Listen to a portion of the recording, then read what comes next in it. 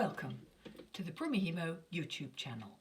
In this video, I'm continuing with my series of counted designs for the round disc. These are fully beaded round braid designs, and these are the sort of designs where you need to count out a specific sequence of beads to achieve the effect you want. So that effect might be something like this: a stripe, triangles, clusters, or beads along the sides. And this is the one I'm going to concentrate on for this video, but I do have videos for these which are either already available or will shortly be available, and I have more coming as well. So a design like this can look different depending on what you do with it. And so in this example, I'm using 4mm round beads on the sides. In this one, I'm using size 6 seed beads on the sides. And for both of them, the rest of the braid is done in size 8 beads.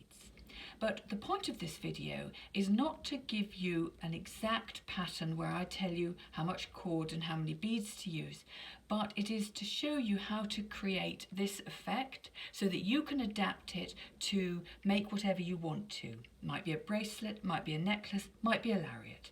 This can be adapted to whatever you want it to be.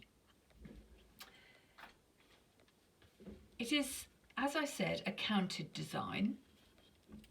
And so in a moment I'm going to show you a chart that you will be able to either take a screenshot of, or you can check out my my website, my Prumihimo website. And if you've never been there before, this is what you're looking for, prumihimo.com. And there you'll find out more information. All you need to do is just search for counted designs. You'll find more information. But as I say, you can also later on in the video just take a screenshot of the chart and you'll be able to use that. But there's something I need to say in advance, and that is about the starting position. So when you braid, usually to make jewellery for Kumihimo, you do a little bit at the beginning just so that you can use that for your clasp. So do that first, and then before you thread on the beads, start threading on the beads, make sure you are in the correct position. And this is very important because the position ties up with the pattern that I'm going to give you. And if your cords are in a different position, the pattern won't work out. So the position is your cords in the north, south, east and west positions. And what's very important to make sure is that your next cord to move is top right and bottom left. And you can either check that by working out which cords you moved last, which cords are on top. And in this case, I can see that the navy cords are on top, so they were used last. So I know that the silver cords are next.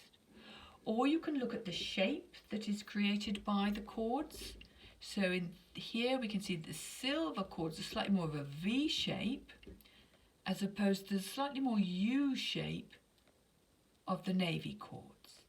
And what you need to remember there is that the V cords are the very next cords to be used. Or if it is your habit to leave 3 cords to tell you where you are, if you're a top-down person, your cords need to be in this position.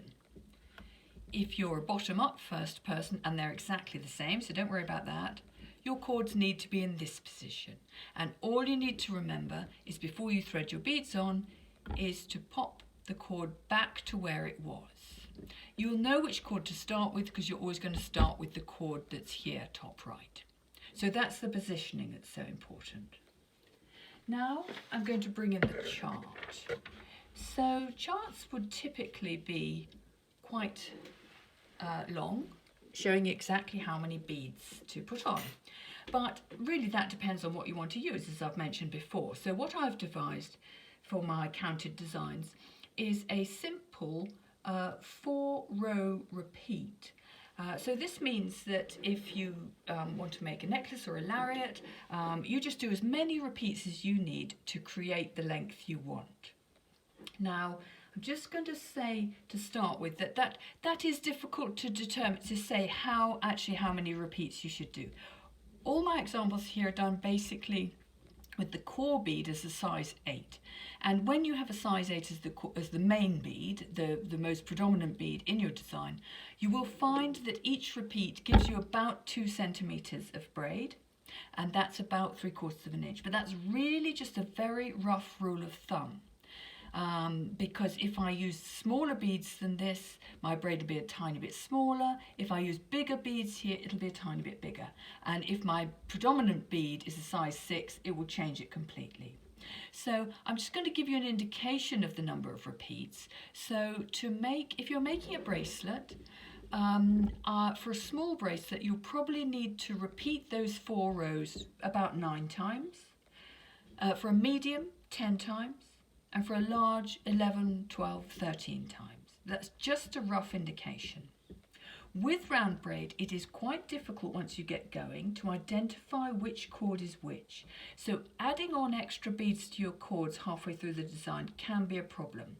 So I suggest either adding a few more sequences than you think you might need, or marking the cords in some way so that you know which cord started off in which slot. It could be a bit of sticky tape with the number on, a bead with the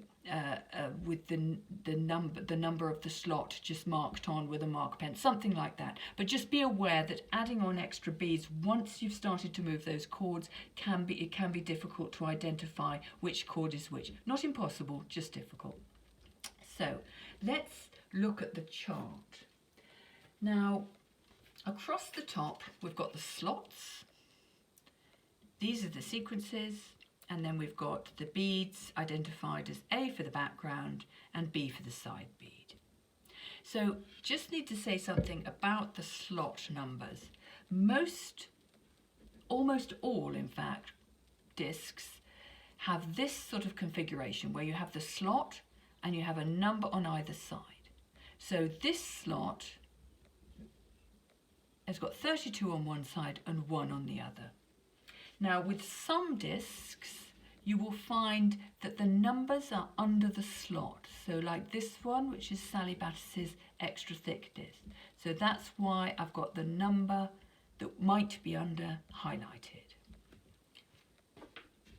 So just remember, this is the first slot on the chart is this one, between 32 and 1, or it might be 1, and it works round in a clockwise fashion. So here we've got 7 and 8, here we've got 8 and 9, works round in a clockwise direction so that the last slot marked on the chart is this one here between 32 and 1, or it might have 32 under it. So those are the slots.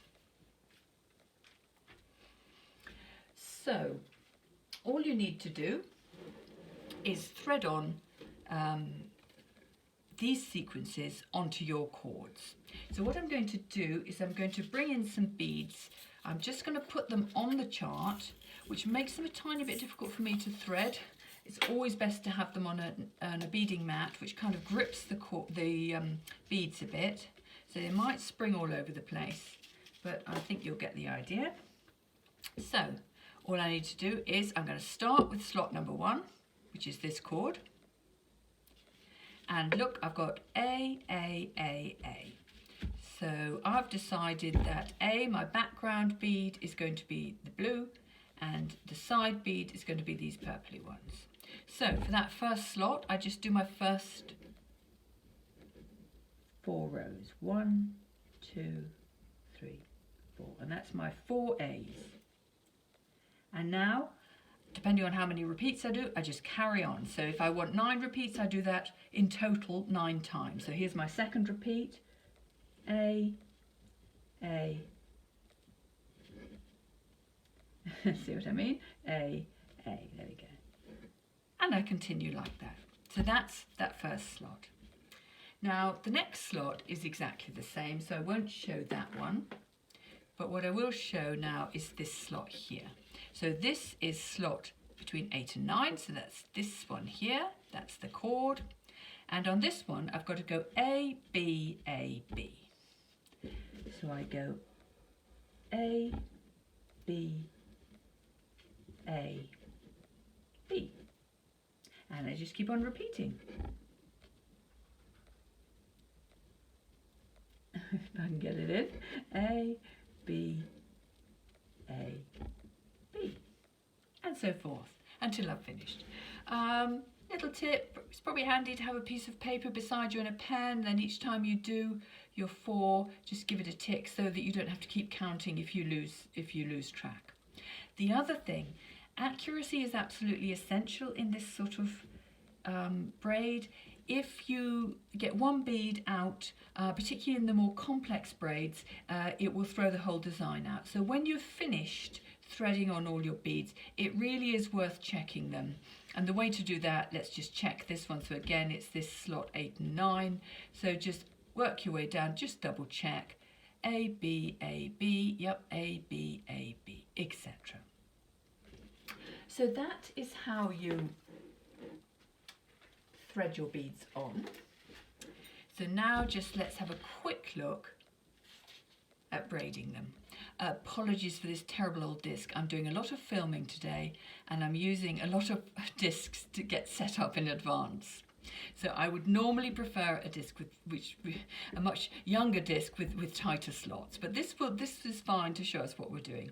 So what I've done here is I've done a little bit of braiding, and I've just got on each cord, I've just got left one repeat left. So there we go, that was my first cord, so that's my 4 colour A's, next one 4 colour A's, and then the last one I just threaded on for you, which was A, B, A, B. So braid in the usual way, and if you're not sure, I've got lots of videos showing you how to braid. So I'm going to drop in the bead, tuck it under the cord, do my bottom up. Again, doesn't matter if you're top down first, bottom up, exactly the same thing. And then what I need to say is, you might like to turn one way or you might like to turn the other. It is exactly the same thing, and this pattern will work perfectly for either way. In fact, even if you like to turn one way and turn back, turn one way, turn back, that's absolutely fine too. So the turning of the disc doesn't matter. Just make sure you tuck those beads under that cord. And what you will end up with, there we go, let's have a look, is a braid like this. So for this one, again, I've used size 8s for the background colour, and I've used these lovely triangle beads on the side which sort of glow a bit when you move them. So that is the side bead design. So if you've enjoyed these, I do ask one thing, and that is that you, if you make things using my new charts and things like that, there are many different sources of information. You may see similar things elsewhere, but if you've actually used the things that you've seen in this video and you post them, I do ask that you mention my YouTube videos to other people, or my name, because that's how we keep our Kumihimo community strong and supportive, and by giving credit to others is a really important thing to do. So thank you for watching, have lots of fun, and if you make lots of lovely things and you enjoy what I've done here, please spread the joy. So thank you very much for joining me, and I hope you'll enjoy the other videos I have. Goodbye.